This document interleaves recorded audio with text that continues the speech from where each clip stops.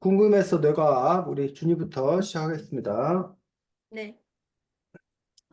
일단은, 이 책에서 이 뇌에 관한 얘기를, 다양한 얘기를 하면서, 또, 우리 몸에 뇌가 그러니까, 뇌가 뭐 신경세포를 통해가지고, 전달하고 그거를 지배하고 지휘하는 다양한 기관들에 대해서 얘기가 나왔는데요.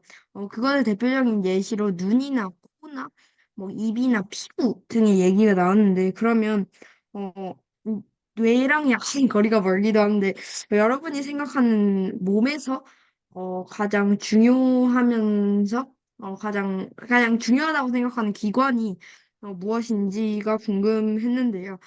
일단은 어떤 기관도 사라지면 목숨을 잃겠지만, 전 그래도 가장 중요하다고 생각하는 기관은 이건 뭐 기관이라고 할 수는 없을 것 같긴 한데 혈관이라고 생각을 하거든요. 왜냐하면 혈관이 없다면 기본적으로 혈관이라는 게 몸에 피를 전달해 주는 거고, 피를 전달할 수가 없으면 우리 몸의 전체적인 대사작용이나 아니면 모든 작용이 어, 이루어지지 않기 때문에 이 피를 전달해 주는 혈관이 가장 중요하다고 생각을 했습니다. 그다음 지석원님.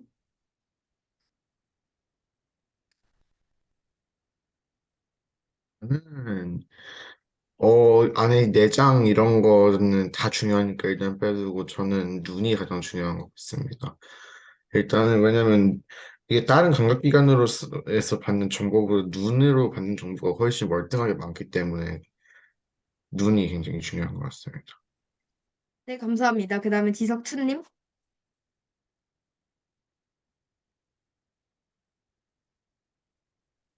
슬럭투, 들리나요? 음, 아, 네네. 저 같은 경우에는 중추신경이 가장 중요하다고 생각합니다. 예. 결국에는 그 신경들 느끼는 거를 그 몸에서 그 뇌까지 전달하고 그리고 아니, 애초에 우리 몸이 행동하는데 뭐 태반이 되는 것 중에 하나이기 때문에 저는 중추신경이 그냥 중요하다고 생각합니다.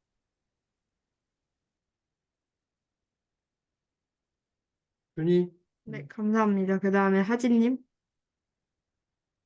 저는 그 해마, 뇌 부위 중에 해마를 중요하다고 생각하는데, 왜냐면 해마가 없으면 기억을, 그, 그 장기 기억을 기억하지 못하게 돼서, 그러면 새로운 정보를 받아들일 수 없으니까, 좀 해마가 없으면 삶이 의미가 없어진다고 해야 뭔가 그런 게 있을 것 같아서 해마가 가장 중요할 것 같다고 생각합니다. 네, 감사합니다. 그다음에 선생님. 네, 산다는 게 뭔가라는 거를 결국 이런 것들은 다 우리가 생각하기 때문에 가능한 일이라고 봤을 때, 그리고 우리가 생각하는 기관인 뇌가 가장 중요하지 않을까 싶습니다. 네, 감사합니다. 그 다음은, 이 책 24쪽에 보면 좌뇌형과 우뇌형에 관한 얘기가 나오는데, 그래가지고 이건 여러분께 뭐 여쭤보고 싶었는데, 여러분은 좌뇌형인지 아니면 우뇌형인지 얘를 여쭤보고 싶었는데요. 일단은, 저는 좌뇌형과 우뇌형이 조금 섞인 뭐 한 중립적인 성향을 가지고 있는 것 같은데, 좌뇌형의 느낌이 조금 더 세긴 한데 우뇌형도 아예 없다고 할 순 없고, 그러니까 한 좌뇌형 60% 우뇌형 40% 약간 그런 느낌인 것 같아요. 왜냐면 어떤 부분에 대해 가지고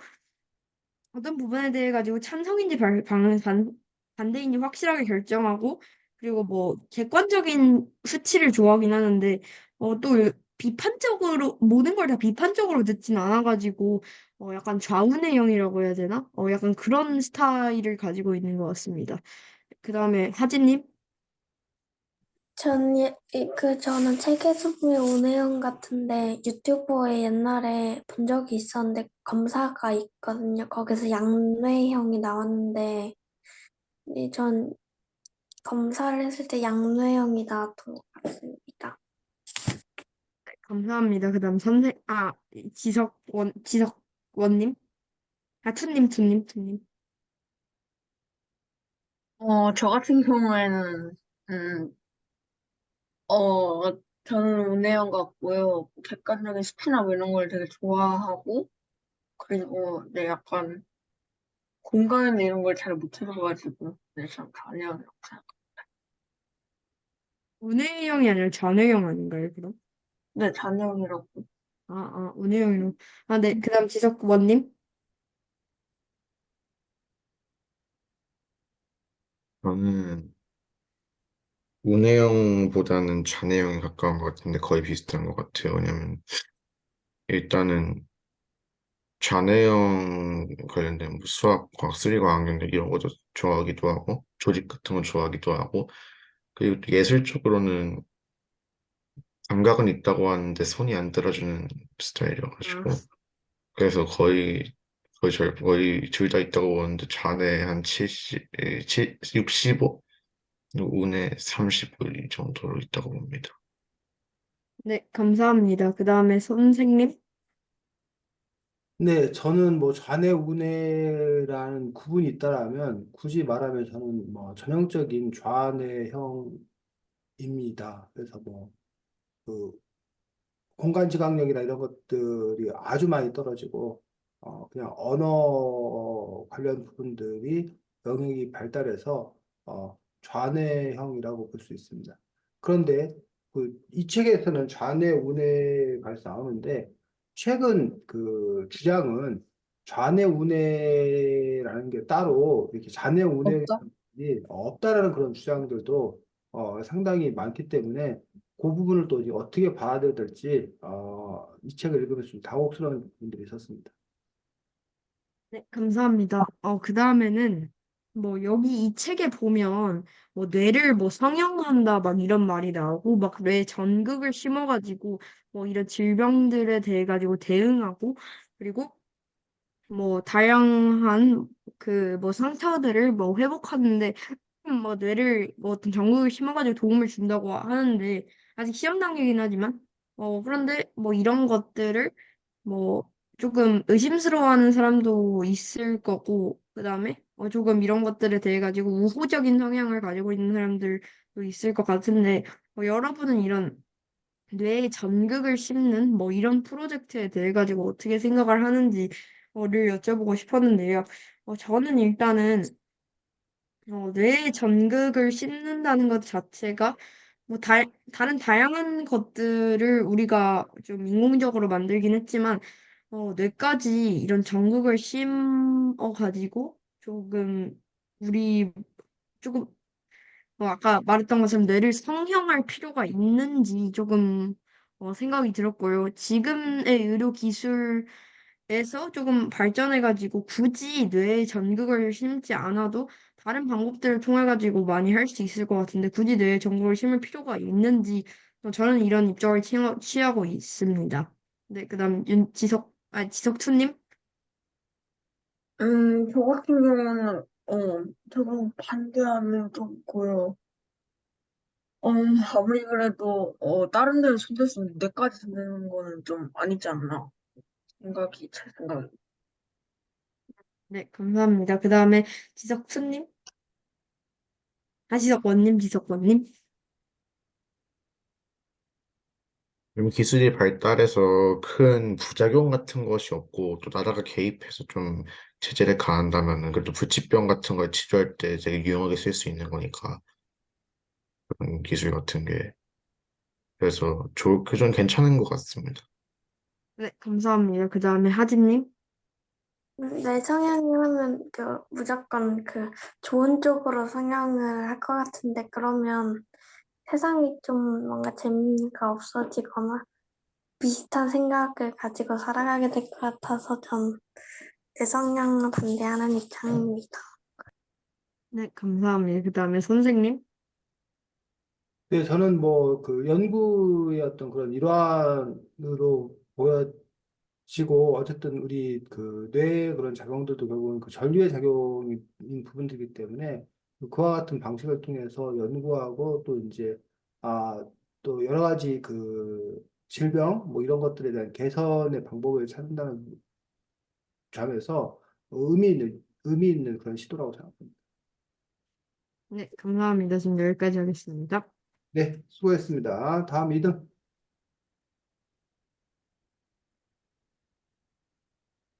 네.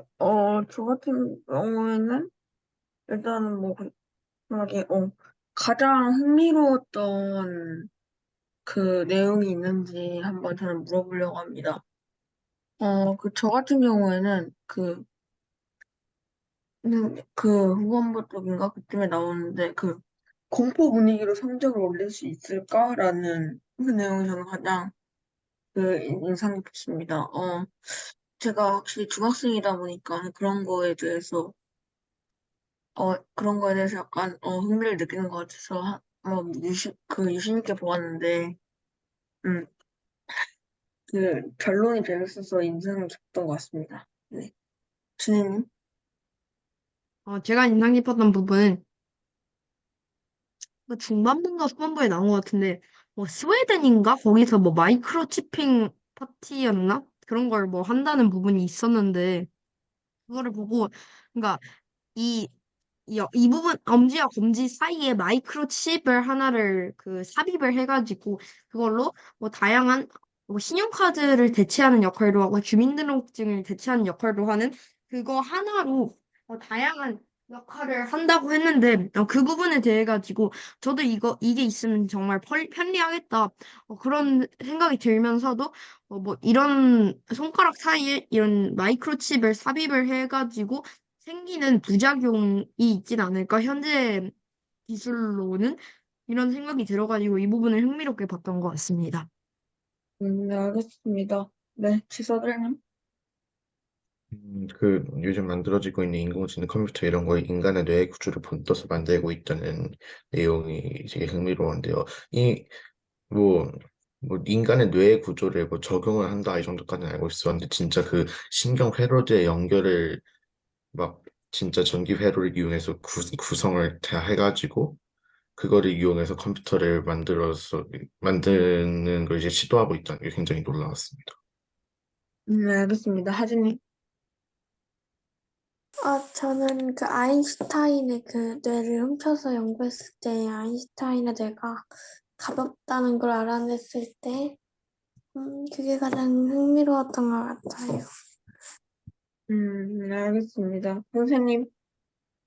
네, 저는 이 책에서 그 뇌의 어떤 그런 작용 원리를 밝힘으로써 우리가 공부를 할 때 어떻게 해야 공부가 효과적인 건가라는 부분들을 어쨌든 이렇게 뇌과학적 입장에서 밝힌 부분들이 상당히 흥미로웠습니다. 그래서 결국은 반복적으로 이렇게 사용해야지만이 또는 우리가 갖고 있는 것과 이렇게 연결시켜서 이렇게 해야지만이 뇌의 작용이 신경회로가 이렇게 촉진되어 가지고 그래서 더 잘 기억하고 더 잘 저장할 수 있다는 점들이 어쨌든 과학적으로 입증했다는 점에서 흥미있었습니다. 네, 알겠습니다. 전 여기까지 하겠습니다. 네, 수고했습니다. 다음 3등이 하진이, 저 4등이에요. 하진이요, 지석원. 먼저 제가 첫 번째로 하고 싶은 질문은 뭐지? 적어놨는지. 네. 먼저 여기 해마가 손상된 사람에 대한 얘기가 나오는데요. 해마가 손상되면은 이제 단기 기억이 장기 기억이 될 수 없어가지고 계속 새로 입력된 정보를 계속 까먹고 해마 손상되기 전에 정보는 기억된다고 합니다. 그래서 만약 자신이 이런 상황에 놓인다면은 어떨지 한번 상상을 어떨지 한번 그 자신의 생각을 해주시면 되겠습니다. 일단 저는 마냥 좋을 것 같아요. 그냥 나는 계속 똑같은 삶을 살아가고 있는 거니까 뭐 제가 지금 꽤 뭐 재밌게 살고 있는 것 같아가지고 이 상태를 쭉 계속 된다면 저는 마냥 나쁘진 않을 것 같습니다. 주인님. 저는 싫을 것 같은데요. 어, 살면서 뭔가 자기가 약간 조금 더 앞으로 나아가고 성취욕을 느낀다는 것 자체가 약간 하나의 기쁨인데 이 상태에서 계속 머물게 된다면 그 머움에 대해서 에서 나오는 허탈감이 있을 것 같기도 하고, 그리고 전체적으로 다른 내 주변 사람의 기억을 못 한다는 것 자체가 되게, 뭐, 자기가 기억이 다 사라져가지고 느끼지는 못하겠지만, 되게, 그 상황이 자체가 되게 허무할 것 같아요. 이런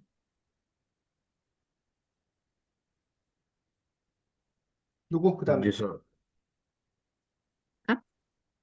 이렇게 지석투? 저요? 아, 네.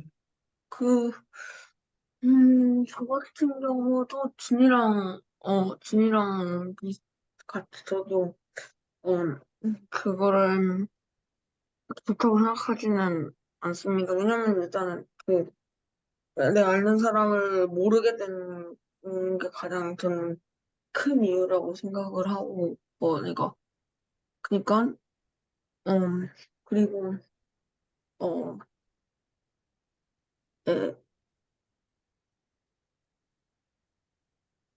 어? 오케이. 하진님? 참 기분이 되게 이상할 것 같아요. 맨날 어쨌든 새로운 거 보면 기억이 생기는데 바로 없어지니까 살짝 뭔가 기분이 묘할 것 같아요. 선생님? 뭐 사실 상상이 잘 안 갑니다. 그러니까 내가 과거의 먼 기억을 못 한다는 걸 내가 인지하는 건지, 아니면 예를 들면 뭐 하루살이 같은 경우는 1년이 뭐야? 라고 하는 것처럼 그런 것 자체를 인지를 못하는 거지. 그러니까 만약에 과거의 기억을 못한다는 걸 알면서 내가 하루밖에 기억을 못한다라는 걸 내가 인지한다라면 무척 괴롭고 당혹스럽고 힘들지 않을까 싶습니다. 근데 만약 그거 자체를 모르고 그냥 나는 하루하루만 늘 새롭게 한다고 하면 나는 별 문제가 없고 내 주변 사람들이 무척 힘들 거라고 생각합니다. 제가 뭐 황당한 얘기를 하나 싶어가지고 근데 뭐 정작 본인은 별 상관이 없지 않나 라고 뭐 생각하고 어 결국은 뭐 예를 들면 자기가 그 감옥 안에 갇혀 사는데 태어났을 때부터 감옥 안에 살아서 그게 세상의 전부라고 안다면 별로 답답함을 못 느낄 수도 있을 테고 그런데 처음에 바깥 세상을 아는 상태 속에서 감옥에 들어와서 바깥 세상이 있는데 내가 감옥 안에만 살아야 된다고 한다면 그건 너무나 고통스러운 일일 수 있다고 생각하는데 그와 비슷하지 않을까 생각합니다. 그리고 두 번째 주제는 나의 어느 부분이 손상되면 어떨 것 같다. 이렇게 대답해 주시면 되는데, 이게 뭐 감각기관이 됐든, 뭐 뇌의 어떤 영역이 됐든 괜찮습니다.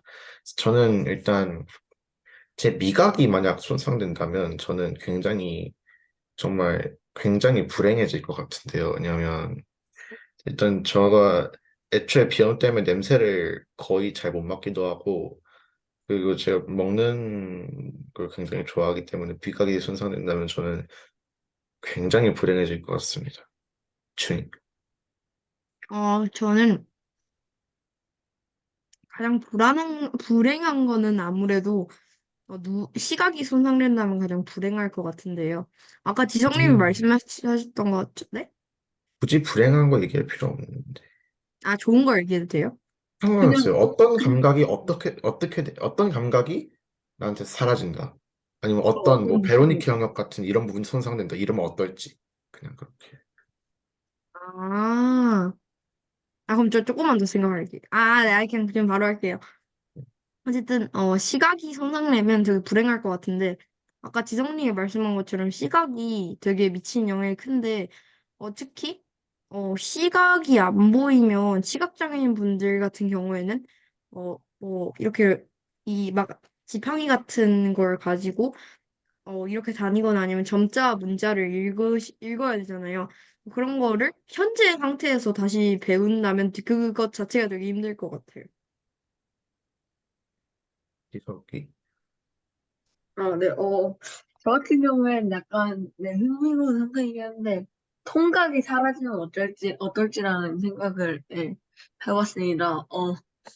일단은, 또 마냥 좋을 것 같지만은 않고, 또, 그러니까, 예를 들어서 느낌은 느껴지는데, 이게 아픈 게 안 아프게 느껴지는 건지, 아니면은 그냥 뭐 마취 느낌으로 그렇게 되는 건지, 아니면 아예 안 느껴지는 건지, 뭐 이런 것도 궁금하고, 또 그리고, 만약 그렇게 된다면 약간 뭔가 내가 위험한 상황에 처했어도 인지를 하지 못하니까 약간 그런 점은 좀 무서울 것 같다고 생각을 하고 있고, 네, 하고 있습니다.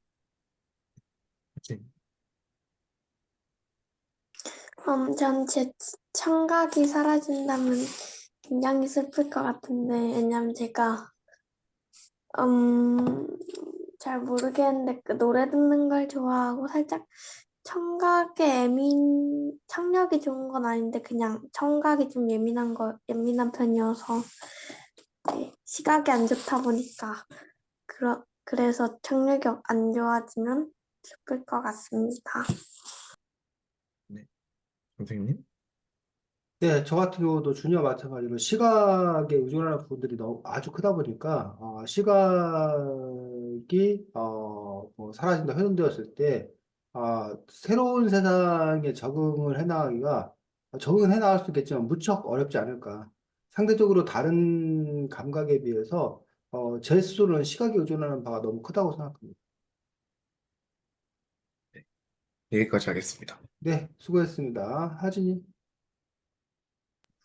저는 그 책에 나왔을 때 그 뇌전증인가 걸린 사람이 그 해마를 아예 수술을 해서 뇌전증은 없애지만 그 해마가 그 손상된 채 살아야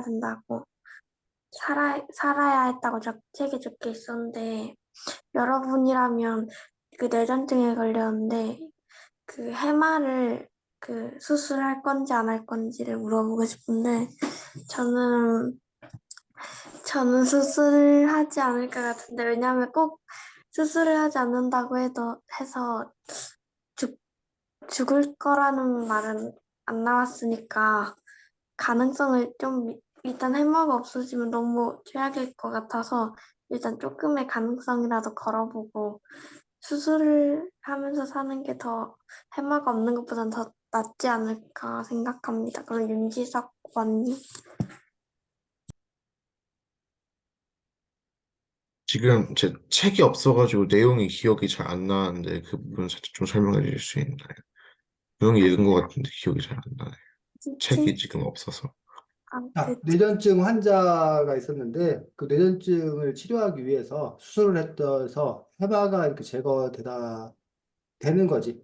그래서 결국 이제 그 뇌전증 환자로 살 것인지 아니면 해마 손상으로 인해 뇌전증은 치료가 됐는데 해마 손상으로 인해서 기억을 못하는 사람으로 살 것인지 뭐 선택을 한다면 어떤 선택을 할 것인지에 대해서 묻는 질문이었습니다. 수술 안 할 것 같습니다. 해마를 떼면은 이게 사람이 이게 뭐야 추억을 쌓고 이런 게 중요하잖아요. 되게 여러 가지 이유에서. 근데 그런 게 이제 불가능해지니까 그냥 차라리 그냥 뇌전증 환자로 살면서 그냥 추억을 더 쌓을 것 같습니다. 네, 그럼 박준희님. 뇌전증이 있으면 계속 흥분 발작이 일어나고, 갑자기 흥분 발작이 일어나고, 그러면 너무 불편하잖아요.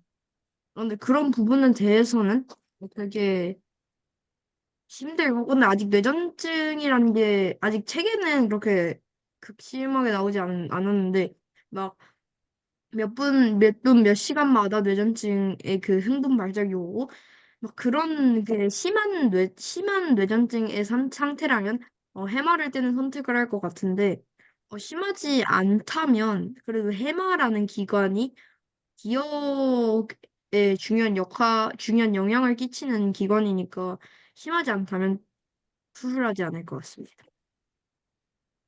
네, 그럼 윤지석 투님. 저 같은 경우에는 일단 뇌전증 환자의 반 정도? 그 정도는 약물 치료로 괜찮아지는 걸로 알고 있어가지고, 만약에 약물 치료가 가능하면은 딱 수술을 하지 않고 뇌전증을 양치를 치료하는 방법으로 갈 것 같고, 그리고 만약에 그렇게 치료가 안 된다 해도 그래도 저는 해마 자체가 그 기억을 하는 거잖아요. 그래 그 장기 기억을 저장하는 건데 그런 게 다 없어지니까 네, 그래 그건 좀 아닌 것 같아서 저는 네, 그 해마는 그 뇌전증을 가지고 사는 게 나을 것 같습니다. 네, 그럼 선생님. 네, 뭐 아주 쉽지 않은 학대라 생각이 드는데 저 역시도 뭐 뇌전증이 많이 우려가 되고 힘들지만 그냥 뭐 이렇게 그 나를 알면서 살아가는 삶을 사는 것들이 낫지 않나 싶습니다. 네, 전 여기까지. 네, 자 뇌전증이라는 용어가 올바른 용어입니다. 의학적 용어고 올바른 용어인데 옛날에는 뇌전증이라는 말보다는 일상적으로 혹시 뭐라고 했는지 알아? 뇌경색. 뇌경색하고 뇌전증은 다릅니다. 전혀 다릅니다. 뇌좀 뭐죠? 뇌전증 환자는 우리가 간질병 들어봤어? 알아요, 알아요, 알아요. 간질 환자가 갑자기 쓰러져 가지고 거품을 물면서 막 몸을 막 떨고 질환병, 그렇지. 그래서 이제 우리가 질환하네라고 하는 어떤 그런 욕이 사실은 간질 환자가 그렇게 그 발작 증세를 보이는 걸 보고 질환한다라고 얘기하는 그 욕이야. 그래서 뭐 질환한다라는 욕이기 때문에 사실 그 안 좋은 욕인 거지. 당연히. 그리고 이제 그 간질병 환자인데 이걸 이제 우리가 공식 용어로는 뇌전증 환자다라고 얘기하고 있는 부분을 볼 수 있습니다. 그래서 이제 그 뇌전증이 발작이 너무 심한 경우에 사실은 일상생활을 하기가 무척 곤란한 때가 많이 있는 거지. 뭐 선생님이 강의하다가 갑자기 쓰러져가지고 막 그 발작 증세를 일으켜가지고 막 거품 물고 막 몸을 부르르 떨고 그런다고 생각해봐. 그럼 물론 이제 사람들이 많이 놀라고 응급조치를 취하게 되면 이제 안정이 되는 걸로 알고 있지만 그러다 보니까 이제 이 책에 따르면 그 뇌전증 환자를 치료하기 위해서 뇌에 문제되는 부분들을 제거하는 어떤 그런 수술을 했는데 그게 결국은 해마 손상으로 이어져 가지고 기억을 단기 기억을 못 하게 되는. 그러다 보니까 이제 이 사람이 이제 82살, 82세까지 살았는데 27살이라고 제가 생각하면서 계속 살았다는 거지. 그래서 아까도 이와 비슷한 문제를 얘기했었는데 어, 정작 본인은 모를 수도 있는 거지. 그게 별 불편하지 없는 게 있는 거지. 근데 이제 우리가 뭐 어떤 과업을 추진한다던가 일상생활을 그냥 홀로 독립적으로 살아가기에는 또 어려운 지점들이 또 많이 있지 않나 싶습니다.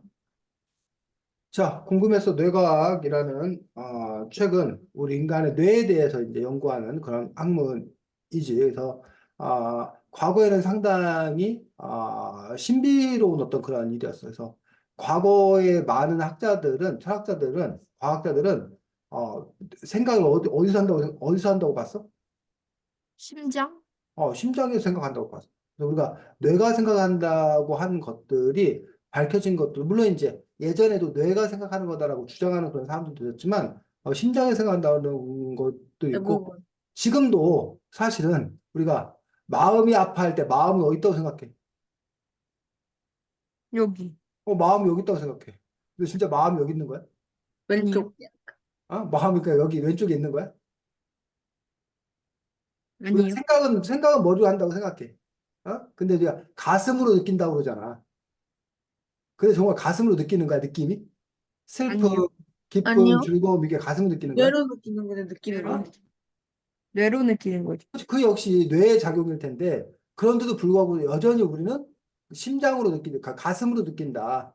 마음으로 느낀다 해서, 하트 뿅 하는 건 우리가 여기다 이렇게 표시를 하잖아. 여전히, 맞아요. 어? 그러니까 그런 것들이 과거에 이런 그 마음뿐만 아니라 생각도 다 뇌에서 한다는 것들이 지금도 여전히 우리가 그런 생각이 현저히 남아있는 거야, 사실은. 어쨌든 그 부분에 있어서 우리가 인간의 어떤 그런 뇌를 연구하는 그런 부분들이 어쨌든 기술의 발달로 아까 뭐 준이가 얘기했던 뭐 전극을 가지고서 뭐 실험을 한다던가 등등 여기 보면 이제 뭐 MRI를 비롯한 CT, MRI를 비롯한 각종 장치들을 이용해서 뇌를 연구하는 그런 활동들이 활발하게 또 이렇게 전개되고 있는 것들을 볼 수가 있습니다. 그거 외에 플러스 특히 또 요즘에 뇌가 관심 갖는 그런 부분들이 아까 이제 지석이 얘기했던 그런 부분들이 우리가 컴퓨터 그리고 AI 인공지능 하면서 인간의 뇌를 닮은 인공지능이라고 하는 그 부분들을 보다 보니까 그 인공지능을 어떻게 구성할 건가라는 부분들에서 결국은 인간의 뇌 작용이나 활동에서 힌트를 얻어서 그것들과 비슷한 체계로서 또 AI를 또 이렇게 만들어 가다 보니까 인간의 뇌가 도대체 어떻게 작용하고 있는지 이 부분에 대한 연구들도 상당히 활발한 그런 지점들을 갖고 있다는 거예요. 또 인간의 뇌에 대해서 열심히 연구하는 또 다른 이유가 뭐가 있을까? 이거 왜? 어, 일단 뇌 자체가 저희한테 가장 음, 밀접해 있고, 그리고 음, 그냥 그 중요한 부위 중에 하나잖아요. 저희가 음, 뭐 과학을 다른 거를 뭐 연구를 해도 결국에는 다시 자기 몸 내부에 그런 걸 모르면 안 되니까 음. 우선 그쪽 먼저 해야 되니까 그게 가장 네, 중요하게 보는 거 아닌가요? 그렇지. 자, 뭐 그 이유도 있고, 사실 요즘에 이제 현대에 들어서, 물론 질병이 많아, 사실은. 온갖 질병이 많아. 근데 현대 들어서 이제 특히 문제가 되고 있는 질병이 뭐야? 전염병? 전염병? 물론 전염병도 문제가 되고 있지. 과거에도 전염병은 문제였어. 특히 현대 들어서 문제가 되고 있는 것들이 과거에는 이른바 치매 환자가 별로 없었어. 아, 맞아요. 근데 현대 들어서 치매 환자가 급격히 많이 늘어났어. 혹시 그 이유를 알아? 뭐죠? 어? 네. 왜 뭐죠? 과거에는 치매 노인들이 별로 없었는데 어, 현대에 들어서 이렇게 치매 노인들이 많은지. 혹시 들어온, 그 이유는 현대에 들어서 오래 살아서. 아, 아, 과거에는 치매 걸리기 전에 뭐 한 거야? 저거, 돌아가신 죽어버린. 거야. 그러니까 치매가 기본적으로 노화와 상당히 밀접한 관련이 있다는 거야. 그러다 보니까 치매라는 어떤 그런 부분들이 아까 뭐 파킨슨병이라든가 뭐 이런 부분들이 다 결국 가장 밀접하게 관련된 게 어디야? 어? 뇌. 뇌와 가장 밀접하게 관련됐다. 그러다 보니까 이제 그 치매나 이런 것들을 치료하고 극복하기 위해서는 결국은 뇌에 대한 연구가 이루어져야지만이 그것들이 가능한 그런 부분들을 볼 수가 있겠지. 또 뇌에 대한 연구가 활발한 그런 이유들은 결국은 공부를 잘해야겠다는 욕망, 아, 음, 그 욕망이 상당히 큰 거잖아. 그래서 우리가 맨날 아이들이 우리 자녀들에게 공부를 잘 해야겠다. 아까 그 좌뇌우뇌 뭐 이런 거 나온 것도 결국 우리 애를 잘 키우려고 하는 그 부모들의 그 욕망에 비롯했다는 얘기야. 어? 그 욕망을 봤다. 그래서 아까 아인슈타인의 뇌 그 연구도 왜 출발한 거야? 왜냐면 천재가 아인슈타인이 엄청난 천재였으니까 생겨가지고, 네, 그런 어, 천재의 뇌 연구를 비밀을 알아내기 위해서? 그렇지. 라고. 아인슈타인이 천재다. 천재는 뇌가 뭐 할 거다? 특별할 거다. 똑똑할 거다. 그 뇌의 특별함을 밝혀내어서 우리가 그걸 시도한다면 우리도 똑똑해질 수 있다. 뭐 이런 기본 시나리오를 생각한 거 아니야. 그래서 그렇죠. 연구해 봤더니 결과는 별거 없었죠. 딱히, 별거 없더라. 그럼 음, 도대체 천재성이란 무엇인 건가라는 부분들에서 아직까지 그것들은 이제 풀리지 않고 있는 그런 의문인 것들을 볼 수가 있습니다. 자, 그래서 진화론적 관점에서 그 전에는 이른바 단세포 생물이었었는데 12쪽에 그 얘기가 나옵니다.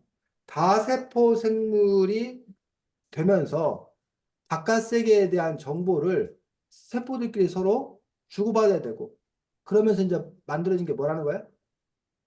네, 가세포, 신경세포. 신경세포.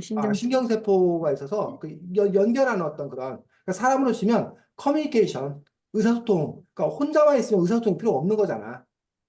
어? 근데 음, 여러분들이 나랑 준이가 있다. 나랑 지석이가 있다. 그럼 뭐 같이 뭘 하려면 서로 의사소통이 필요하다는 거야.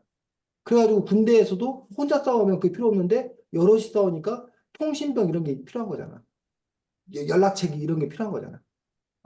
그런데 그 신경세포들이 처음에는 있었는데 그 신경세포들이 아예 독립해서 따로 기관을 만드는 게 그게 바로 뭐라는 거야?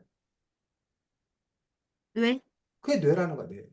그 신경세포들이 아예 기관으로 만들어진 게 바로 그 뇌라는 거야. 자, 그 다음에 여기서 또 그런 얘기 나오지. 신경세포들이 정보를 전달할 때 신경 신호를 켜고 끄는 기능을 갖추게 되었다. 그 이유가 뭐라는 거야? 왜? 에너지 소비를 어머, 에너지 네. 소비를 최소화하기 위해서. 똑같은 거야. 여러분들 집에 전등이 만약 스위치가 없다고 생각해봐. 그럼 한 번 켜놓으면 계속 켜놓는다고 생각하면 그 에너지 사용이 엄청날 거 아니야.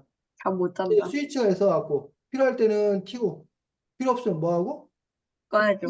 끄고 이렇게 켰다 껐다 하는 것으로써 그 에너지의 효율성을 높였다라고 얘기하고 있는 그 부분들. 그래서 상당히 이 책을 읽어보면 이해가 되잖아. 우리가 왜 이렇게 이런 뇌 구조를 갖게 되었는지 라는 부분에서 차근차근 설명했다는 점에서 의미가 있지 않나 싶습니다.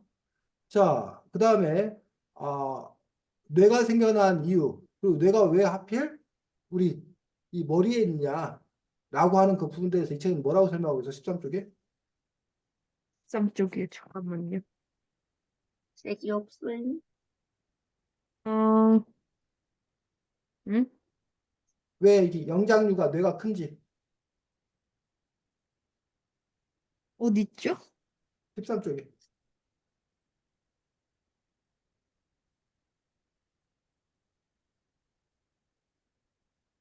눈으로 들어오는 많은 어, 정보를, 우리가 눈을 통해서 수많은 정보를 받아들이더라는 얘기. 그래서 그 정보를 많이 받아들이다 보니까 그 정보를 처리할 그 용량이 필요한 거죠. 근데 여러분들이 저기도 마찬가지잖아. 기상 데이터 뭐 이런 것들이 워낙 많다 보니까 기상 데이터를 처리하려면 슈퍼컴퓨터가 필요한 거잖아. 뭐 그런 거가 비슷하게 우리가 생각할 수 있는 거지. 그런데 이제 문제는 왜 내가 그래서 이렇게 뇌가 커졌단 말이야. 근데 그 뇌가 커졌는데 그 뇌가 커지면 머리도 이따 커져야 되잖아. 그럼 어떤 문제가 생겨? 그러면 무게중심이라고 해요. 그 머리가 뒤딱 커지면 몸도 엄청나게 커져야 되잖아. 그럼 사실은 그 머리 커지고 몸 커지면 그거를 유지하기 위한 에너지가 너무 많이 들 거 아니야. 네. 그래서 선택한 게 뭐라는 거야? 뇌가 커지는 대신 네, 그 지금 죽어라. 어? 대뇌피셜이 쭈글쭈글하게. 뇌의 주름, 뇌 표면이 쭈글쭈글하게 주름이 생겨서 그러니까 이렇게 그 뭐야? 이게 이렇게 되면 이만큼이 필요하잖아. 어? 면적 이만큼이 필요하잖아. 근데 이걸 뭐 하면 네, 쭈글쭈글쭈글하게 하면은 뭐 이런 식으로 되면 그 부피가 팽창력이 줄어들잖아. 네, 그래서 여러분들 네, 왜 부채가 이렇게 원래는 그 단선 부채가 이렇게 큰데 그 네. 부피가 크잖아. 근데 그거 크니까 주머니에 놓고 다니기도 힘들잖아. 그러니까 그거 어떻게 했어? 이렇게 접었다 폈다 접었어요. 하게 접었잖아. 쭈글쭈글 접었잖아. 그러면 그 부피가 줄어들잖아. 그 요즘 저기도 마찬가지지. 그 무슨 핸드폰? 요즘 Z 플립. 핸드폰도 뭐 이렇게 폴더폰 나오는 그 이유들이 결국은 뭐야? 접어서 그 부피를 줄이게 하기 위해서 그렇다는 거예요.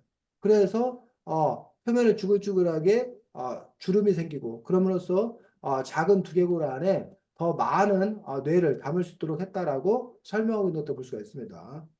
자, 13쪽에 여기 보면 그래서 이건 이제 진화론적 관점에서 설명하고 있는 거야. 우리 인간의 뇌에는 무슨 뇌도 있고 그 대뇌. 파충류의 뇌도 있고 파충류의 맞다. 그다음에 뭐의 뇌도 있고 호일의 뇌. 포유류의 뇌도 있고 그리고 우리 영장류의 뇌도 영장류의 있잖아. 뇌. 그런 네, 식으로 13쪽에 여기 이 그림 우리 지석투가 책이 없다니까 여기 그림 기억나? 네? 그래서 저 제일 안쪽에 파란 부분이 파충류의 뇌 부분. 아, 그다음에 검은 부분이 포유류의 뇌 부분이고 그다음에 쪽에 겉에 연한 갈색 부분이 영장류의 뇌 부분을 이루고 있다는 거예요. 그렇게 해서 진화하는 과정들 속에서 그 뇌가 점점점 커진 그런 부분들을 볼 수가 있습니다. 그래서 뭐 그런 얘기들을 여기 쭉 하고 있지. 그래서 우리 인간의 뇌라는 부분들은 몸무게의 100분의 2 정도, 한 2% 정도 차지하는데 대신 그 2%밖에 안 되는 뇌가 에너지는 수십 프로를 20%. 20%를 소모하게 되는 그런 부분에서 그 뇌의 어떤 그런 활동이 상당히 활발함을 그러면 또 알 수가 있습니다. 네. 17쪽에 여기 그림 잠깐 보도록 하겠습니다. 17쪽. 아, 네. 17쪽 여기 보면 우리 뇌가 어떻게 이루어져 있는지 그다음에 요 18쪽에 요 표에 보면 각 뇌가 하는 활동에 대해서 이렇게 나와 있는 것들을 볼 수가 있는데 17쪽 그림을 보면서 18쪽과 연결해서 여러분들 보도록 하겠습니다.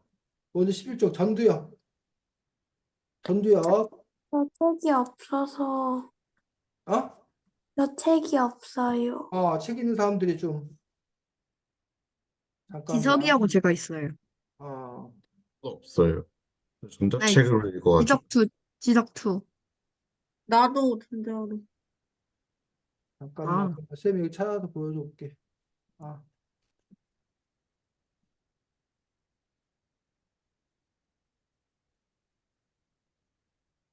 자, 이게 좀 다르긴 한데 여기가 뭐 보여? 네. 네. 여기가 이제 전두엽이라고 하는 부분이야. 전두엽이 하는 일이 전, 전두엽이요? 음, 기억하고 판단하는 일을 하고 행동을 조절해요. 기억하고 판단, 하는 일들, 뭐 운동을 결정한다, 뭐 이런 얘기들 하고 있는 것들 볼 수가 있습니다. 여기 부정엽, 지성이가 원하는. 부정엽 뭐 한다? 부정력, 통증, 촉각, 가려움 등의 정보를 전달. 통증이나 촉각, 가려움 등의 정보를 전달한다고 얘기했습니다. 여기 후두엽, 뒤에 있다 후두엽이지. 후두엽, 시간. 전두엽, 눈을 통해 들어온 정보를 응? 처리해요. 그렇지, 아, 시각, 눈을 통해 들어온 정보를 전달하는 게 여기 후두엽입니다. 여기 측두엽, 얘는 청각 그냥 정보 전달, 측두엽에 문제가 어, 생기면 앞뒤에 청각 정보 전달이에요. 주로 청각 정보를 전달하고 있는 부분들이 이 측두엽에서 이렇게 뇌의 각 부분들이 특별히 하는 일들이 조금 정해져 있다라고 얘기하고 있습니다. 네. 자, 요거 외에 잠깐만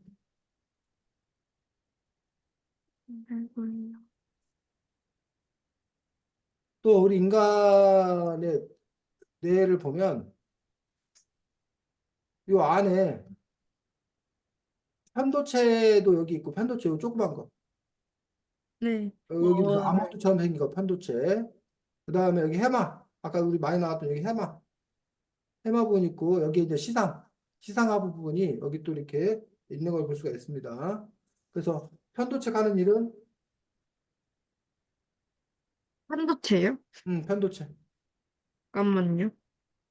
음, 어, 감정과 기억 담당. 아, 감정과 기억을 담당하는, 그러니까 뭐 공포심 이런 거 듣고 다 이렇게 편도체와 관련된 부분들이에요. 그래서 아마 여러분들이 몇 주 후에 볼 책이 아몬드라는 우리가 소설책을 볼 건데, 그 어, 있어요. 아몬드라는 소설책이 읽은 적 같은데. 바로 이 편도체와 관련된 이야기야. 사실 이 근데 그거, 뇌가 편도체와 관련된 이야기야. 그 감정 못 느끼는, 그 친구가 이제 편도체에 이제 문제가 있는 거지. 네, 그런. 그래서 그 아몬드라는 제목도 그 편도체 여기서 이렇게 비롯된 거지. 자, 해마는 아까도 나왔었는데 해마는 해마는, 짧은 기억을 전달해요. 짧은 기억을 전달한다는 것들. 그래서 이제 우리 해마라는 동물 있지. 그 해마라는 바다 생물을 닮았다고 해서 해마라고 얘기하고 있어서 볼 수가 있습니다. 그다음에 여기 시상하부. 시상하부는 이상화부는, 어, 호르몬. 인체의 변화 리듬을 조정하고 배고픔, 목마름, 감정 표현, 체온 조절 등을 담당해요. 그래서 우리 생명활동과 관계된 그런 부분들 수행한 것들이 바로 이 시상하부인 것들을 볼 수가 있습니다. 자, 그래서 여러분들이 요 책에 이렇게 나와 있는데 이런 걸 볼 때 우리가 이렇게 그림 이렇게 유심히 보지 않는 경우가 많은데 이렇게 그림과 그 뒤에 있는 또 이렇게 표 이런 것들을 여러분들이 또 이렇게 연결해서 또 이렇게 하나하나 또 이렇게 꼬박꼬박 따져가며 읽는 것들이 우리가 독서를 더 잘하는 어떤 그런 방법인데 우리가 보통 이런 것들을 건너뛰는 경우가 많아가지고 일부러 우리가 함께 살펴봤습니다. 자, 그 다음에 잔해와 운해에 관해서는 이 책에도 이제 잔해와 운해가 이제 그 정해져 있는 것들을 정해져 있는 것처럼 있고 잔해인가 운해인가 뭐 이런 인간이 있다고 얘기하는데 사실 사람들은 잔해 운해를 다 쓰고 있다라고 얘기를 하고 있습니다. 근데 이제 어쨌든 뇌의 각 부분마다 주로 하는 일이 어느 정도의 그 차이가 있는 것들에 대해서는 모두가 다 인정하는 그런 부분들인데 그렇다고 해서 이제 어느 한쪽만을 상한다 뭐 이것들은 아니라는 게 또 이제 또 한쪽의 주장이기도 합니다. 그래서 그 얘기를 아까 잠깐 했었던 거고, 32쪽 보겠습니다.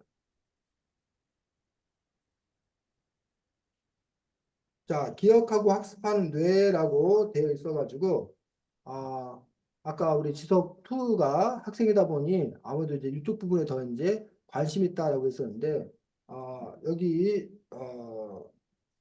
32쪽에 따르면, 공부와 뇌의 관계에 대해서 얘기해 주고 있는데, 그 부분들, 둘째 줄부터 읽어보겠습니다. 책 갖고 있는 게 준이?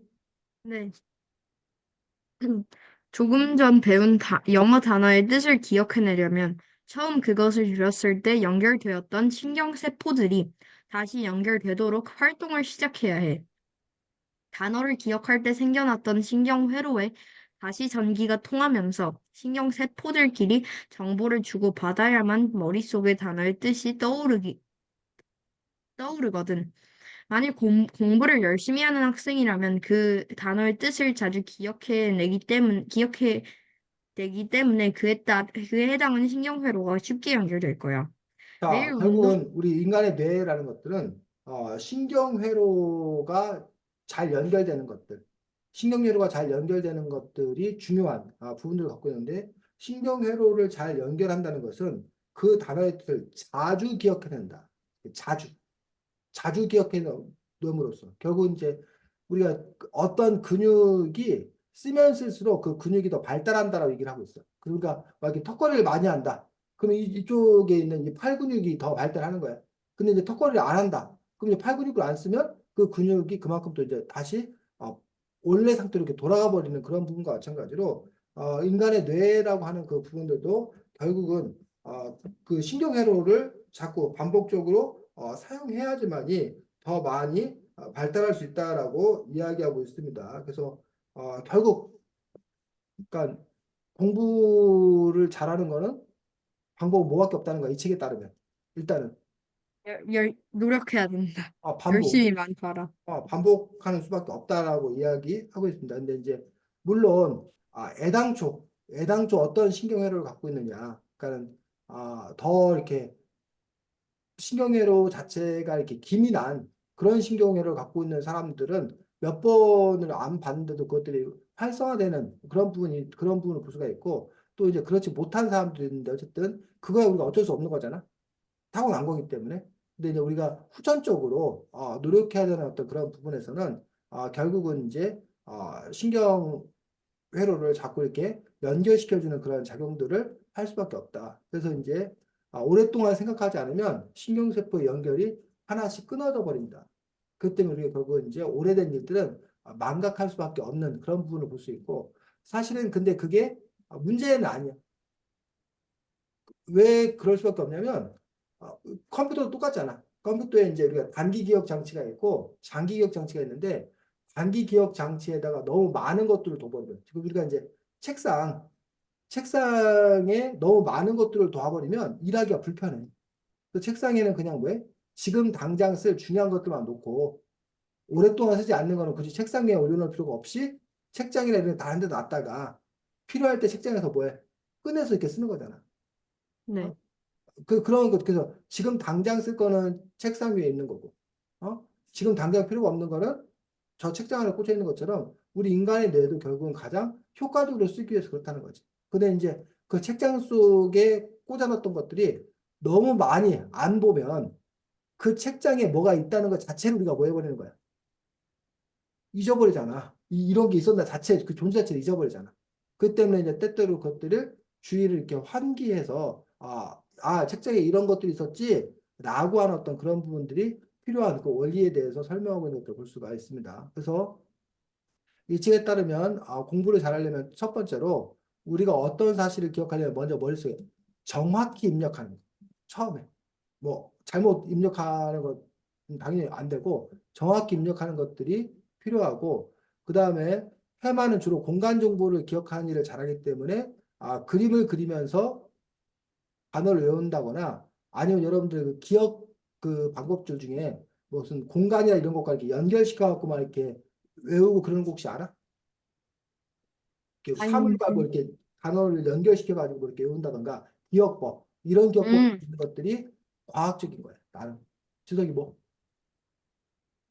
공감도 맞추는 거 있는데요. 그게 큐브 각 스티커마다 그 글자를 매칭시켜가지고 그걸로 이야기를 만들었어요, 이걸로. 그러니까 그것들이 전혀 터무니없는 얘기 아니라는 거예요. 그 나름대로 과학적인 어떤 그런 부분들을 볼 수가 있고, 해마는 공포나 기쁨 같은 감정도 기억으로 저장한다라고 되어 있습니다. 그래서 감정도 기억으로 저장하기 때문에 아까도 얘기했지만, 우리가 감정은 내 마음이 너무 아파하면서 막 그 심장을 막 움켜쥐고 그러는데, 앞으로 지서가 준이야 어떻게 해야 돼? 내 마음이 너무 아파할 때 어떻게 해야 돼?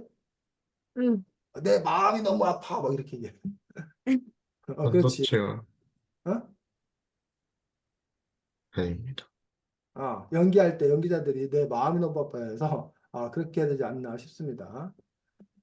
자, 그런 것들이 있고 아까 이제 공포심, 공포심이 에 대해서 이야기가 나오는데 그 아몬드에도 그런 이야기가 나옵니다. 그래서 우리는 용감하다, 용기 있다라고 하는 어떤 그런 부분들을 이렇게 숭상하고 그러지만 공포가 우리 인간의 진화에 아주 큰 도움을 주었다라고 주장하고 있습니다. 그 이유가 뭐야? 왜냐하면 그 공포를 통해 가지고 뭐 학습 능력이나 그게 그런다고 했나? 그래서 그리고 또 공포가 없으면 음, 기본적인 생존이 안 되니까. 그렇지. 아니, 불을 보고 공포감을 느껴야 멈칫하고 뒤로 물을 할 거 아니야. 근데 네, 불이 있는데 공포감을 안 느끼면 뭐해? 불 속으로 뛰어들 거 아니야. 그럼 결과는 불에 타 죽는 것밖에 없다는 거지. 어? 사자나 호랑이를 네, 보고 공포감을 느끼면 도망을 치고, 안전을 도모하잖아. 근데 공포감을 못 네, 느끼면 덤벼! 그러고 가서 뛰어들다가, 처참하게 찢길 거 아니야. 네, 결국 그래서 공포감을 느낀다는 것들은 결국 우리의 안전의 욕구를 증가시키는 그러한 또 효과가 있는 것들을 볼 수가 있습니다.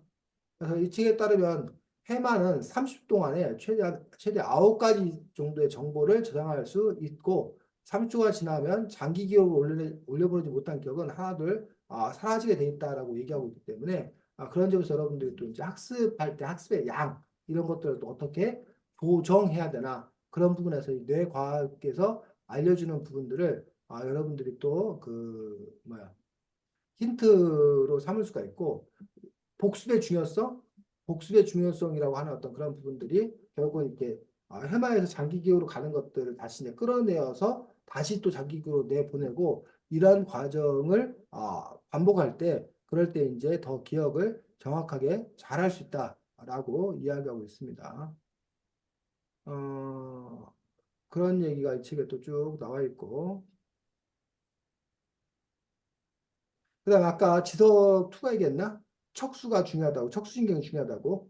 그래서 중추신경. 아, 걔네가 우리 몸의 움직임을 이게 명령을 내릴 때 척수신경을 거쳐서 그리고 이제 우리가 이 등뼈 쪽에 이제 우리가 척수신경이 있기 때문에 그래서 우리가 이제 등뼈를 다치면 온몸이 마비되고 뭐 이런 그 부분들이 뭐 식물인간이 되고 뭐 이런 것들이 결국은 거기에 척수신경이 등뼈 안에 신경세포들이 45cm 정도로 길게 늘어서 있기 때문에 그 부분이 다쳤을 경우에는 이제 아주 치명적인 그런 문제가 생기는 것들을 볼 수가 있습니다. 그래서 그 척수신경에 대한 이야기도 이 책에 설명이 나와 있습니다.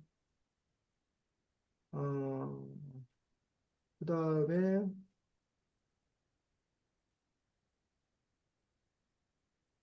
49쪽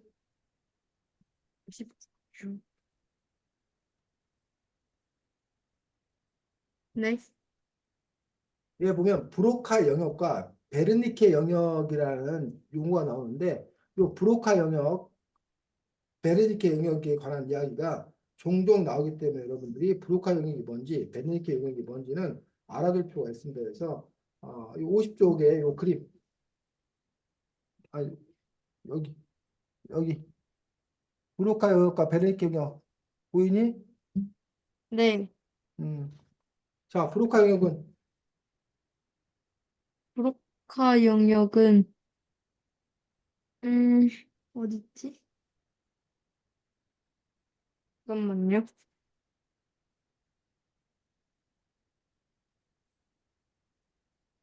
49쪽에. 아, 그, 다른 사람의 말을 음. 읽나요, 그냥? 아, 19세기에는 사진 촬영과 같은 첨단 의학 기술이 발달하지 못했어. 그래서 뇌에 대한 많은 사실이 주로 뇌 수술 중에 발견되었지. 프랑스 외과 의사인 폴 브로카는 자신이 치료하던 뇌전증 환자가 죽자 뇌에 어떤 부분에 문제가 있었는지 정확히 알고 싶었어. 이 환자는 말을 제대로 하지 못했지만 다른 사람의 말을 알아들을 수는 있었거든. 브로카는 이 환자의 뇌를 해부했고 좌뇌의 전두엽 아랫부분이 병들어 있는 것을 발견했어. 그 말하는 것과 관련된 이 부분은 브로카 영역이라고 불리게 됐어. 자, 그래서 브로카 영역은 뭐 말하는 것과 관련된 거. 그래서 여러분들이 지금 말을 잘할 수 있는 것들이 다 뭐 브로카 영역이 멀쩡하기 때문이고 브로카 영역이라고 이름 붙인 이유는 그 영역을 발견한 사람의 이름이 뭐기 때문에 알겠어. 브로카여서. 됐니? 네. 자, 반면에 베르니케 영역은 마찬가지로 19세기 후반에 독일의 의사인 카를 베르니케가는 말하는 것과 관련해 또 다른 부분을 발견했어. 자네의 측두엽 뒤쪽을 다치거나 병든 환자들은 앞뒤가 맞지 않는 이야기를 중얼거린다는 걸 알게 되었어. 그래서 결국은 앞뒤가 맞지 않는 얘기, 그 앞뒤가 맞는 이야기 흐름이나 의미를 이해하기 위해서는 그 베르니카 영역이 건강해야 된다는 거지. 그래서 여러분들이 선생님 말 잘 알아듣고 또 잘 대화하는 걸 보면 베르니카 영역 역시 베드니카 영역이 멀쩡한 그런 부분들을 볼 수가 있지. 그래서 이런 식으로 오랜 기간 동안 많은 의사, 과학자들의 연구에 의해서 그런 뇌의 비밀들이 조금 조금씩 밝혀지고 있는 어떤 그런 상황들인 것도 볼 수가 있습니다. 자, 55쪽에 보면 뇌 건강과 영양이라고 되어 있어서 청소년기에 어떠해야 하는 건가라는 부분들에 대해 나왔는데 어쨌든 뇌 전달 물질의 분비를 돕는 음식은 단백질. 그래서 단백질이고 지방이 풍부한 음식을 먹어야 신경세포가 서로 잘 연결될 수 있기 때문에 이런 단백질과 지방이 풍부한 음식이 여러분 뇌 발달에 중요하고 또 기본적으로 탄수화물 뇌 전체를 움직일 때 쓰는 에너지는 탄수화물로부터 이제 그 에너지를 얻을 수 있다라고 얘기하고 있습니다. 자, 그 다음에 여러분들이 지금 현재 청소년기인데 청소년기는 자극에 민감해 도파민의 자극이 문제를 일으키는 경우가 종종 있다는 거예요. 이 도파민이 아까도 얘기했지만 공포심이나 분노, 감정 같은 것들을 조절하는 어떤 그런 부분들인데 여러분들이 어쨌든 그 감정 극복을 못하고 이른바 중이병 뭐 이라고 얘기하는 어떤 그런 부분들의 증세가 나타난다면 뭐에 문제가 있다? 도파민에 문제가 있다라고 생각하면 되고 그게 청소년기의 그냥 그런 그 신체 영역적 특징이라는 거예요. 그 자연스러운 어떤 그런 부분들이에요. 그래서 너는 왜 그 모양이냐라고 이제 라고 하는 어떤 그런 부분들 과거에는 그 개인의 문제 이런 문제로 바라봤었는데 이 책에서는 그런 것들이 사실은 뭐의 문제? 뇌의 성숙, 뇌의 발달 과정에서 있는 빚어진 어떤 그런 문제다라고 이야기하고 있습니다. 그래서 그다음에 이제 우리가 이 도파민 때문에 또 상당히 이제 또 이렇게 문제가 되는 부분들이 도파민에서 그 물질이 분비하는 것들에 대해 사람들이 쾌락, 흥분 뭐 이런 걸 느끼고 그런 도파민을 자극하기 위해서 이제 또 사람들이 뭘 찾아? 응? 아민?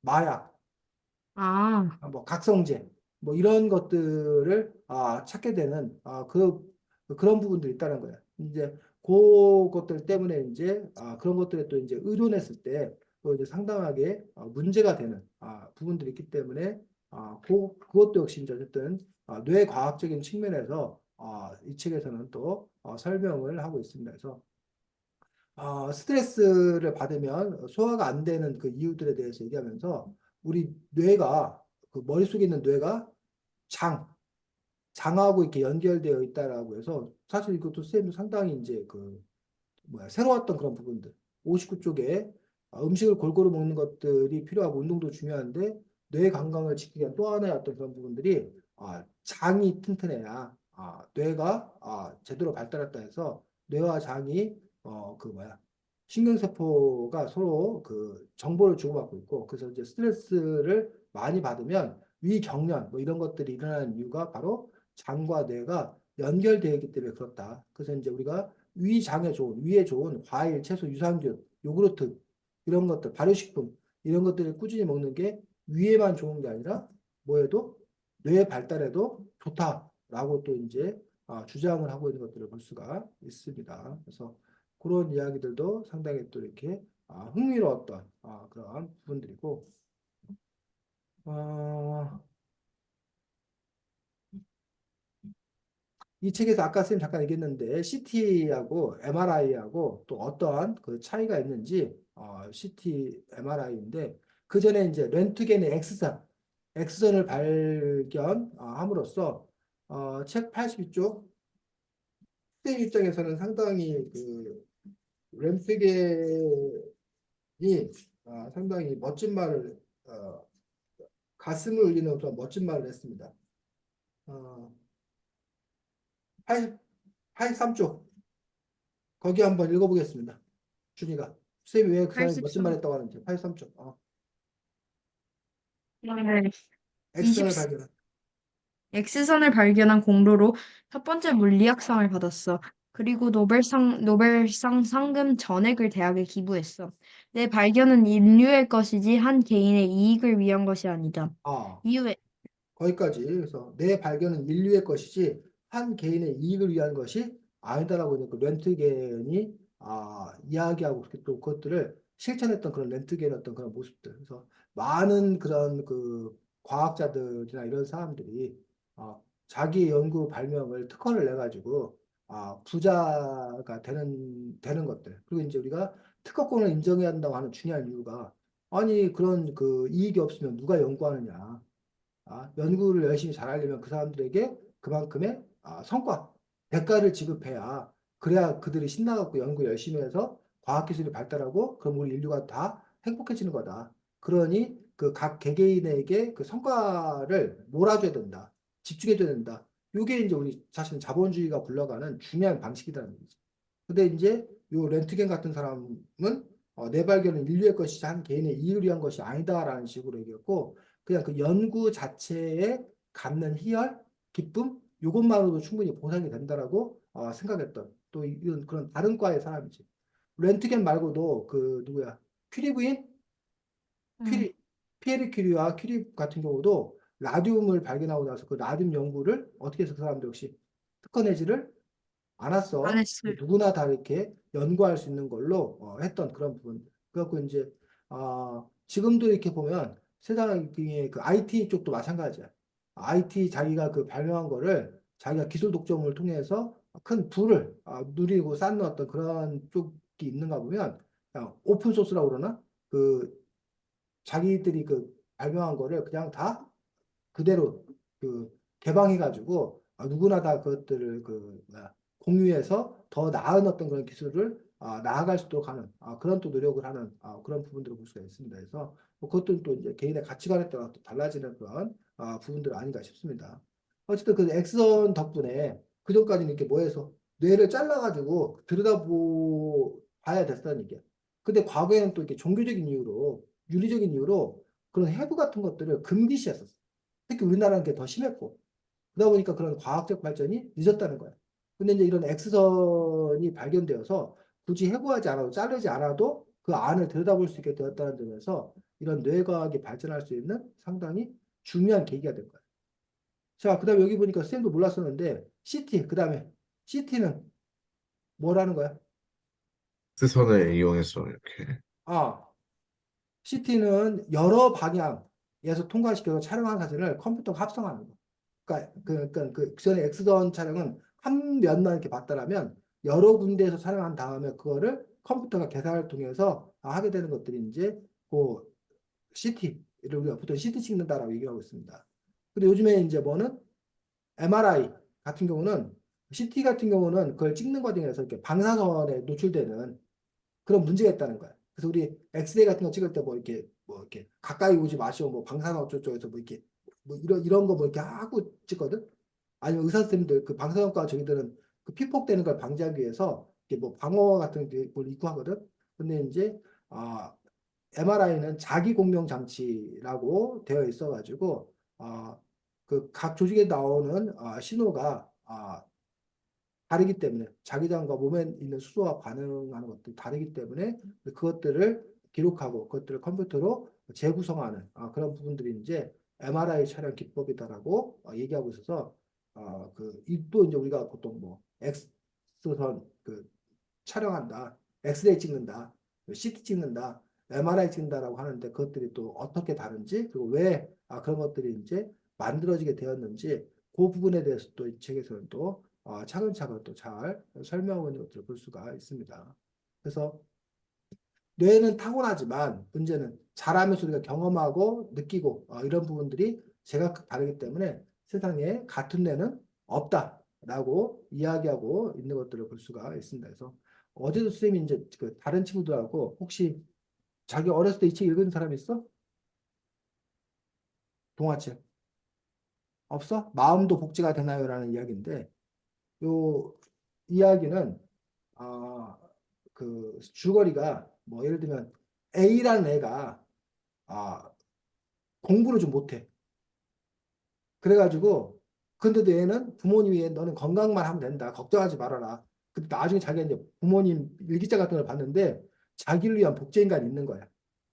그래서 이 애는 그래서 나를 위해서 부모님이 복제인간을 만들어놨구나. 그래서 나중에 내가 지금 공부 못해도 훌륭한 뇌로 뭐 해주면 수술해주면 내가 나중에 똑똑해질 거니까 그래서 그렇구나 라고 이제 생각을 해.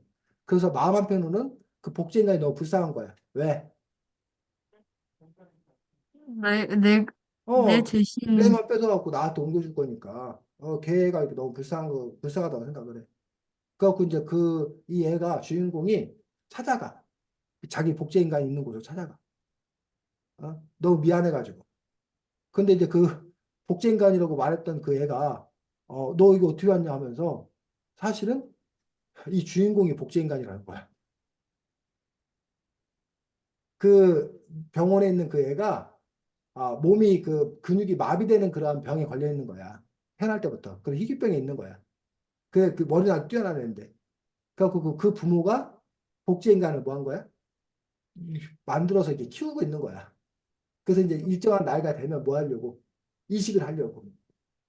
그러면서 이제 이 애가 자기가 인간이고 자기를 위해서 복제인간이 준비되어 있다고 생각했는데 그게 아니라 자기가 복제인간이라는 걸 알게 돼.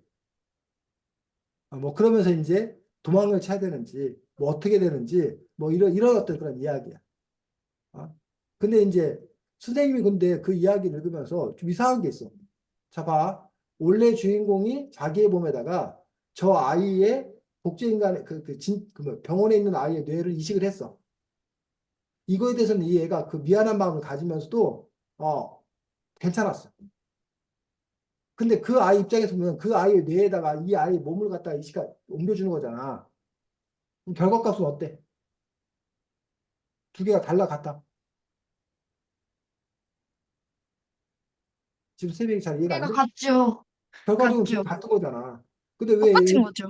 근데 왜 얘가 당혹해 하는 거야? 그게 쌤 이해가 안 되더라고. 음, 결과값은 똑같은데 둘이 합쳐지는 건데, 그러면서 이제 또 다른 문제는 나의 몸에 그 아이의 뇌가 들어가 있어. 그럼 이건 나야? 그 아이야. 아니, 근데 솔직히 말해서 아, 그냥 뇌, 막 식물인간하고 약간 응, 식물인간하고 뇌사의 차이 아닐까요? 그러니까 응, 식물인간은 뇌 뇌는 살아있는데 장기들은 다 죽은 거고 응, 뇌는 죽어 있는데 장기들은 다 살아있는 거잖아요. 응, 근데 식물인간은 그냥 계속 가족들이 원하면 살려두고 그냥 뇌사인 사람은 그냥 뭐 장기를 기증하거나 아니면 시체 처리를 하잖아요. 응. 그러니까 뇌를 가지고 있는 것 자체가 그 몸의 주인, 뭐 그렇지 않을까요? 그렇다. 그래서 네. 그 부분에서 이제 어쨌든 근데 그러면 이제 이 얘가 원래 내가 뇌를 이식받으면 된다 했을 때 그 뇌 이식을 받는다라는 거는 그게 성립하는 거야 애당초. 그래서 그게 이제 불가능할 것 같은데. 지석이 뭐라고? 기술적으로 불가능하지 않나요?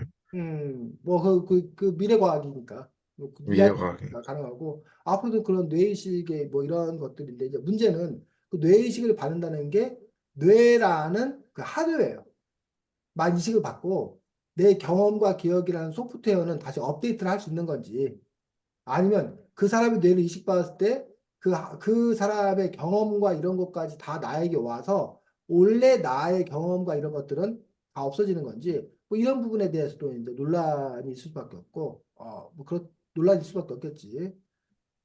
자, 다음 주에는 책이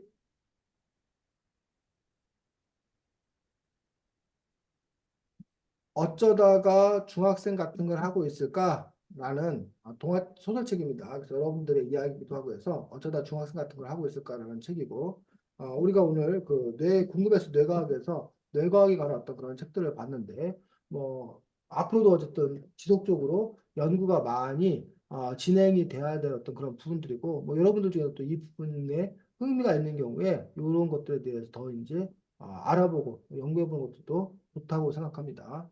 자, 다음 주에 아, 책 어쩌다 중학생 같은 걸 하고 있을까라는 책을 가지고 만날 수 있도록 하겠습니다.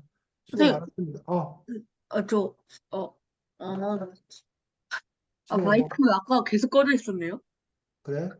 어, 열심히 말했는데. 정말? 그래서 우리 시덕이와 하진이가 조용히 있구나라고 생각했는데 겹쳐 말해갖고 뭐지 했는데. 그래 그래 알겠습니다. 아까 자, 준이랑 같이 말해갖고 계속. 어? 아까 준이랑 계속 같이 말해서 뭐지 했는데. 어, 제가 꺼져 있는 거였어요. 그래 그래 아, 알겠습니다. 그래서 에, 지덕이 욕했겠구나. 선생님이 네 말 계속 씹고 있다고. 열심히 말하고 있는데. 그러게 말이야. 자, 수고 네, 많았습니다. 네. 안녕. 안녕히 안녕하세요. 네. 가세요.